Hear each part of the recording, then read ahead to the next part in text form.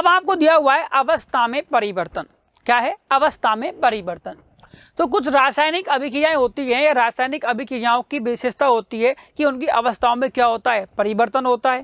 जैसे मोमबत्ती जो होती है, मोमबत्ती का बहुत अच्छा उदाहरण है बच्चों। कैसे? इधर देखें, इसको तो आप प्रैक्टिकल भी कर सकते हो। मान लीजिए यहाँ आप लोगों ने ये सतह है और इसके ऊपर एक मोमबत्ती रखी। ये लो, ये हम लोगों ने यहाँ एक मोमबत्ती रखी। मोमबत्ती जब मार्केट से आप लेके आते हो तो वो ठोस अवस्था में होती है कि नहीं होती? बिल्कुल होती है। आप बोलोगे सर ठोस अवस्था में तो होती है। और ये क्या है? इसकी लौ, मतलब जहाँ से आप इसको जलाओगे। ठीक है, ये वायर होता है जो आपको दिखाई नहीं देता है और इसके अंदर कंप्लीटली इस प्रकार से लगा हुआ होता है। अब इस मोमबत्ती को जब आप मार्केट से लेके आते हो तब तो होती है ठोस अवस्था में, सॉलिड स्टेट के अंदर होती है, ठोस अवस्था में होती है। जैसे ही आपने इसको जला दिया, आपने इसको जलाया, ये लो, ये जलना प्रारंभ कर दे रही है। जैसे ही आप इसको जलाओगे धीरे धीरे ये मोम जो होगा ये पिघलता हुआ जाएगा। देखो पिघलेगा। तो जैसे ये मोम पिघलेगा तो आप बोलोगे सर ये ठोस अवस्था वाली जो मोमबत्ती है ये तो द्रव में हमें दिखाई दे रहा है, मतलब ये द्रव के अंदर बदलती जा रही है। धीरे धीरे ये द्रव का लास्ट में जाके यहाँ फैल जाएगा, ऐसे फैलता हुआ आपको दिखाई देगा। मतलब ठोस किस में गया?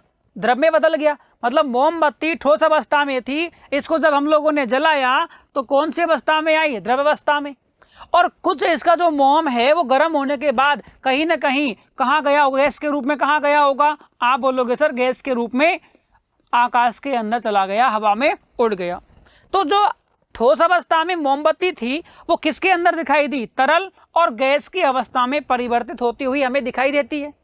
ठीक है, तो ये बात थोड़ा ध्यान रखना कि अवस्थाओं में भी क्या होता है? परिवर्तन होता है। ठीक है बच्चों, आगे चलते हैं।